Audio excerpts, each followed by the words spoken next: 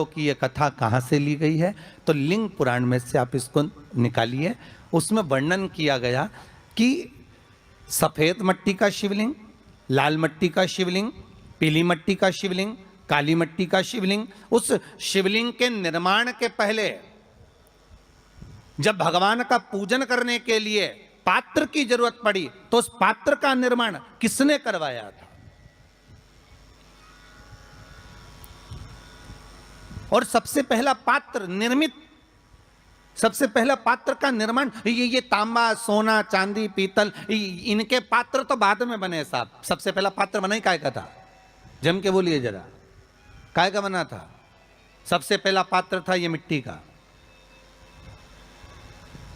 आज भी हिंदू धर्म में भले तुम्हारे घर में सोने के कलश हो, भले चांदी के कलश हो, भले तुम्हारे घर में पीतल और तांबे के पात्र रखे हों, पर आज भी अगर ब्राह्मण कहेंगे कि हमें कोई यज्ञ करना है, अनुष्ठान करना है, हमें ये स्थापना करना है, तो ब्राह्मण एक ही बात कहेंगे कि तांबा, पीतल, चांदी के हमें पात्र नहीं चाहिए। ब्राह्मण कहेगा हमें मिट्टी के कलश लाकर रखो।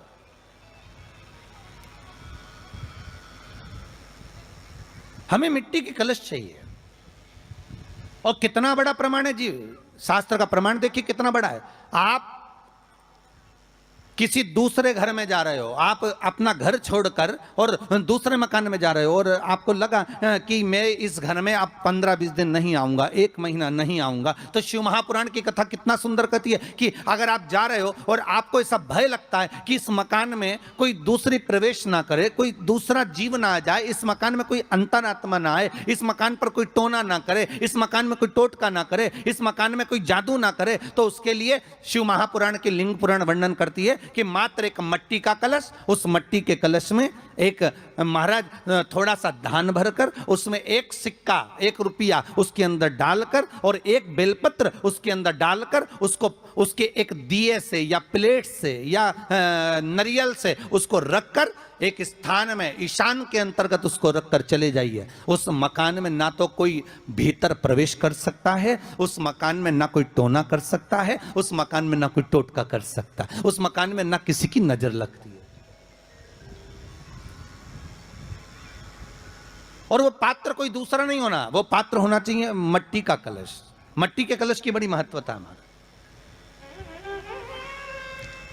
अब तो थोड़ा सा महाराज हो गया कि लोग हम मट्टी का कलश अगर तुम दोगे भी तो ब्राह्मण क्या काम में लेगा, तो ब्राह्मण जन कह देते हैं थोड़ा तांबे के 4 कलश लेकर आइए हो, तुम जरा स्टील के 5 कलश लेकर आइए, आप तुम तांबे के या ये बर्तन लेकर आइए। पहले इसका प्रमाण नहीं था, पहले प्रमाण था केवल मट्टी का कलश। स्थापना जो थी वो मट्टी का कलश, विराजमानता थी मट्टी का कलश,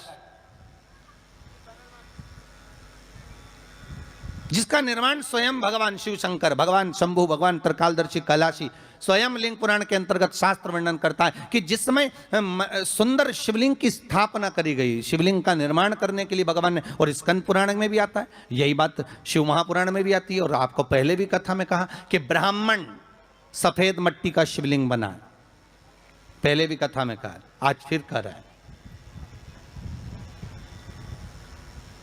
क्षत्रिय लाल मट्टी का शिवलिंग बना है, वैश्य पीली मट्टी का शिवलिंग बना है, शूद्र काली मिट्टी का शिवलिंग का निर्माण।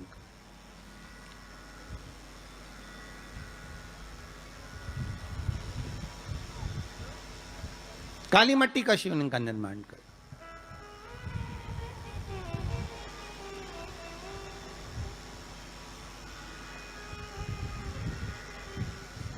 एक बहुत अच्छी बात कहें, अगर आप लोगों को अच्छा लगे तो अपनी जिंदगी में उतारना, ना अच्छा लगे तो उसको छोड़ देना, ठीक है। जितने लोग भी कथा सुन रहे हो बहुत ध्यान देना।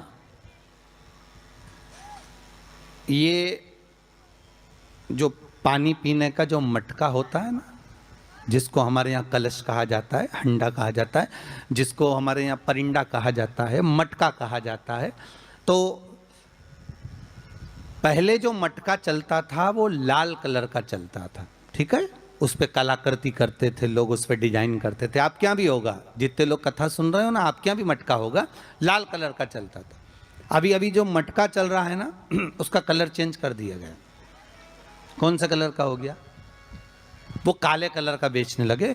तो वो बेचने वाला क्या कहता है कि साहब ये सफेद, ये लाल जो मटका है ना, इस मटके से मजबूत अगर कोई मटका है तो वो काला है। बोलो सही है कि गलत है? अरे बोलो तो सही है ना। आप कभी जाओगे बाजार तो कह देगा, कुमार भी कह देगा, ये जो मटका है ना लाल वाला, इस लाल वाले मटके से मजबूत ये काला वाला मटका है, ये काला मटका है। और महाराज इससे पानी ज्यादा ठंडा ये कर देगा। पर शिव महापुराण की कथा, लिंग पुराण की कथा कहती है, और अगर आपने बैसाख मास की कथा को श्रवण कराओ, बैसाख की एक कथा होती है, उसको अगर आपने श्रवण करा तो उसमें वर्णन आता है कि घर के अंदर जहां पर आप पानी पीते हो, जिस स्थान पर अन्नपूर्णा निवास करती है, जिस स्थान पर अन्नपूर्णा का वासा होता है, रसोई घर में जहां पर भोजन बनता है, उस स्थान पर काला मटका नहीं रखा जाता। काला हंडा, काला मटका उस स्थान पर नहीं रखते। पर आज फैशन के हिसाब से, अरे साहब वो ये मटका थोड़ा कम ठंडा पानी देगा तो ये मटका ज्यादा ठंडा पानी देगा, तो उसको काले मटके को रखें। पर हमारा शास्त्र कहता है काला मटका लोग रखते कहाँ थे? पहले जो शास्त्र रीति थी, उस काले मटके को रखते थे जब मकान बनता था, जब प्रॉपर्टी बनती थी, जब जमीन बनती थी, जब जायदाद बनती थी, संपदा बनती थी, तो उस स्थान पर उस काले मटके को केवल नजरोटे के लिए, केवल हाय के लिए, केवल नजर के लिए रखा जाता था। उसको लोग लेना पसंद नहीं करते। पर आज के व्यक्ति को अगर कह दिया जाए कि ये दो मटके रखे हैं साहब, लाल भी है और काला भी है, तो कौन सा पसंद करेगा? वो काला वाला ही दे दीजिए साहब, ये पानी ज़्यादा ठंडा करेगा, उसकी श्रेष्ठता रहेगी। नहीं, शिव पुराण कह रही, भगवान कुंभ का निर्माण कर रहे हैं, भगवान कलश का निर्माण कर रहे हैं, और भगवान स्वयं ब्रह्मदेव कर रहे हैं कि आप ऐसा निर्माण कर दो जिसमें 33 कोटि देवता स्वतः विराजमान हो जाए। तो भगवान ने उस कलश का निर्माण कर दिया। अब कलश का निर्माण करा तो स्वयं भगवान ब्रह्मदेव बोले, प्रभु इस कलश के अंदर मेरा स्थान कहाँ है? मेरा स्थान कहाँ है?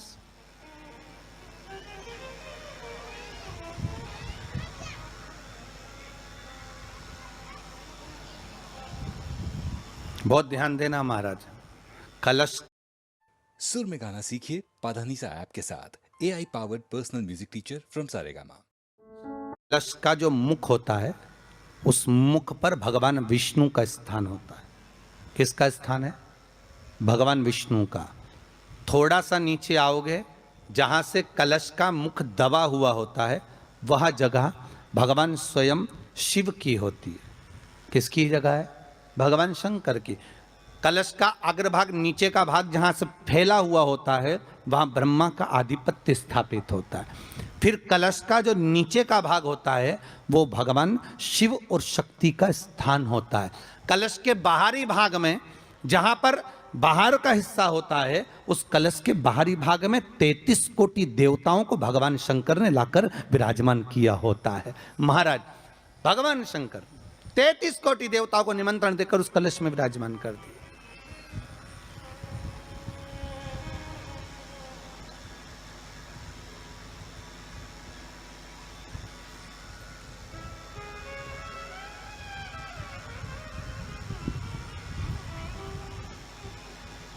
कितना सुंदर लिखा है देवी भागवत के अंदर। किसी देवताओं को बुलाने की जरूरत नहीं होती, 33 कोटि देवता उस जगह पर स्वतः विराजमान हो जाते हैं। स्वयं 33 कोटि देवता स्वयं वहां विराजमान। और कितनी महत्वता कलश की महाराज। आप लोगों से भी निवेदन है, चैत्रीय प्रतिपदा है आज, जिनके घर में ज़्यादा रोग हो, बीमारी हो, ज़्यादा तकलीफें आ रही हों, कष्ट बढ़ रहा हो, बीमारियां बढ़ रही हों, या भय लग रहा हो, डर लग रहा हो, हृदय चित्त में कहीं ना कहीं आपको भय का भान हो रहा हो, तो एक लोटा पानी, एक कलश में जल भर कर रख लीजिए और रात भर उसको रखे रहने दो। नवरात्र चल रहा है, उस कलश को रात भर रखकर सुबह सुबह उस कलश में एक बेलपत्र डालकर उस जल को नीम के पेड़ के नीचे, जहां चैत्री नवरात्रे में नीम के पेड़ के नीचे सारी विद्याएं, आद्य शक्तियां, सारी देवी उस नीम के पेड़ के नीचे विराजमान रहती हैं। उस कलश में एक बेलपत्र डालकर रात भर रखकर उस जल को पूरे घर में घुमाकर उस नीम के पेड़ के नीचे समर्पित कर दीजिए महाराज। घर में भय लगना बंद हो जाएगा, कोई बड़ी बीमारी आपको घेरेगी नहीं और उस बीमारी से, उस रोग से आप मुक्त रहेंगे। उस बीमारी से, उस रोग से आप मुक्त पाएंगे, वो बीमारी आपको घेर नहीं पाएगी। कलश का इस्तेमाल भगवान निर्मित कर दिए। ये कलश मेरा प्रतिबिंब है।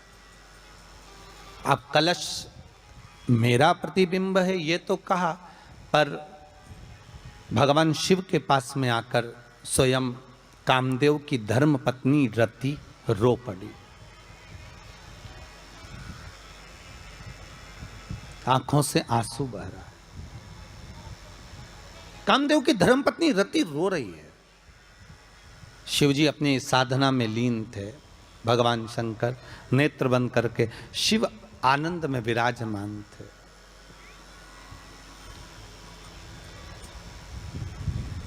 नेत्रबंद बाबा।